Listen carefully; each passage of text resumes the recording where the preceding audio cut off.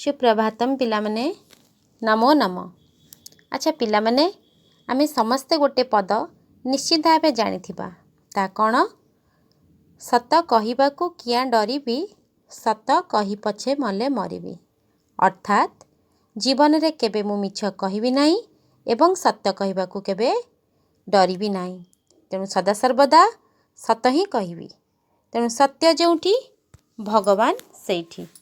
एही सत्यर कहानी पर आधारित आजिर प्रबंध आजिर विषय वस्तु सत्यर पुजारी आचार्य हरिहर। तेबे ए विषयटी को जानिबा पूर्वरु आस आमे आजी प्रथमे ए विषयटीर प्राबंधिक विनोद कानूनों को विषय रे किछि जानि नेबा। सत्यर पुजारी आचार्य हरिहरंकर प्राबंधिक हेउचंती विनोद कानूनगो।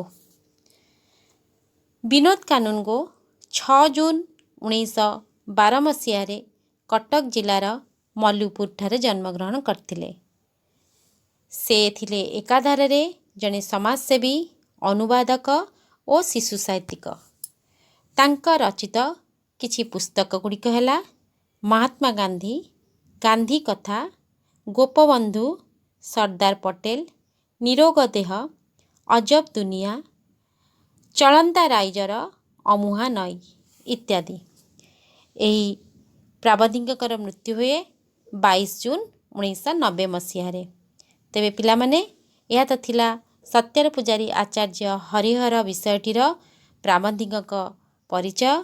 तेबे आस एबे विषय वस्तु उपरकू जिबा। आचार्य हरिहर जड़े स्वाधीनता संग्रामी और समाज संस्कारक थिले।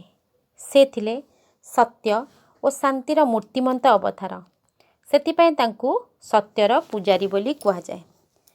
एही महान व्यक्तिंकर जन्म हुए 1879 ख्रीष्टाब्द रे पुरी जिला अंतर्गत साखी गोपाळर अनिति दूर रे श्रीरामचंद्रपुर ग्राम रे आचार्य हरिहरंकर जन्म। तांको पिता थिले महादेवी ब्रह्मा। मात्र 5 वर्ष बयस रे से मातृहरा होइतिले एवं सावता माँकर लालन पालन रे निजर जीवन को बढ़ाइतिले। अर्थात निज माँकर अभाव को से केबे अनुभव करनथिले कारण सावता माँ तांको अनेक जत्न सहित लालन पालन करथिले।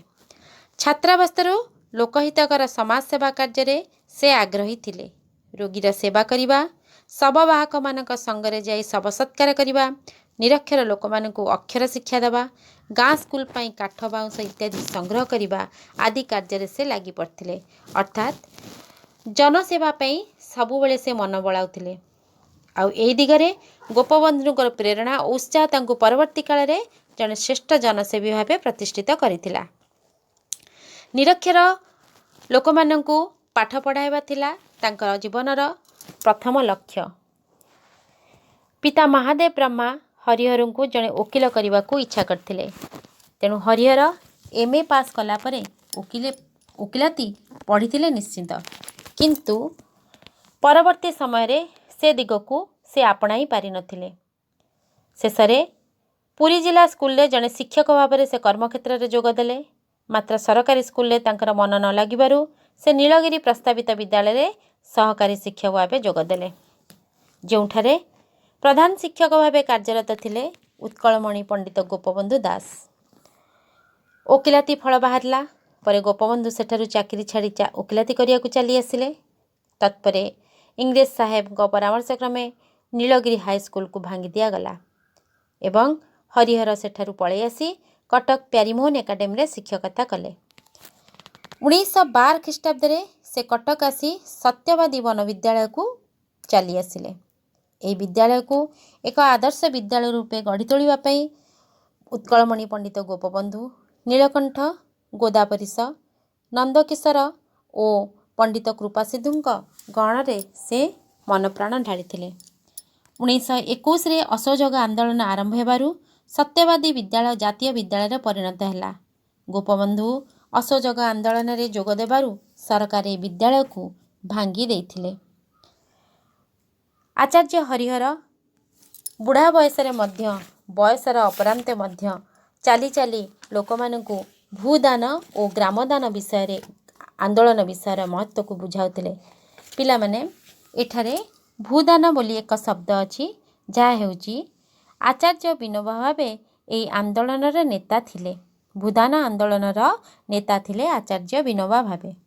सारा भारतवर्ष बुली बुली से धनी जमीदार मानू बुझाउथिले और सेमानंकर हृदय परिवर्तन करी गरीब भूमिहीन से जमी दान भाव में संग्रह करथिले।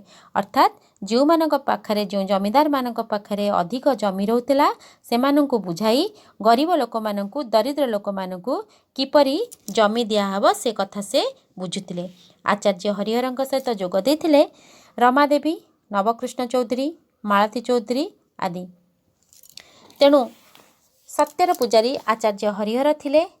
सेवा और चरित्र बतारे समस्तଙ୍କ ପାଇଁ आदर्श। से जीवन रे थरे हेले केबे मिछ कहि नथिले। तेणु से सत्य और संकल्प रक्षा यह दुईटी समार्थवाचक शब्द बोली बारंबार कहिथिले। तेणु कहिबाकू गले सत्यर पुजारी आचार्य हरिहर तांक जीवन रे जड़े सन्यासी रूपे कार्य करथिले। तेणु एही महान सन्यासींकर मृत्यु हुए 1971 फेब्रुआरी 19 तारीख एकादशी तिथि रे सकाळ 6:50 सन्यासी बोले बुझाए कौन? संसारर समस्त मायामोह तुटाई जो लोक भगवत आराधना रे प्रति मुहूर्त व्यय करे ताकू ही तो सन्यासी कुआजिबो। तेणु हरिहर तो से संज्ञा भितर पड़ जाइछंती। तेणु से थिले वास्तविक जड़े सन्यासी। दुस्तह निष्पेषित दरिद्र और आर्तर सेवा ही प्रकृत भगवत सेवा बोली से एका बेळके निश्चित हो जाइथिले। सत्य ही भगवान यार प्रकृत अर्थ से बुझिथिले। तेणु तांकू सन्यासी कुआजिबा यथार्थता अटे। तेणु पिलामाने आज आमे आचार्य हरिहर सत्यर पुजारी आचार्य हरिहरଙ୍କ विषय आमे किछि जानिले। तेणु आस यार कठिन शब्द को मध्य किछि लेखि नबा। पिलामाने आजिर प्रबंधरू आमे कौन शिखिले?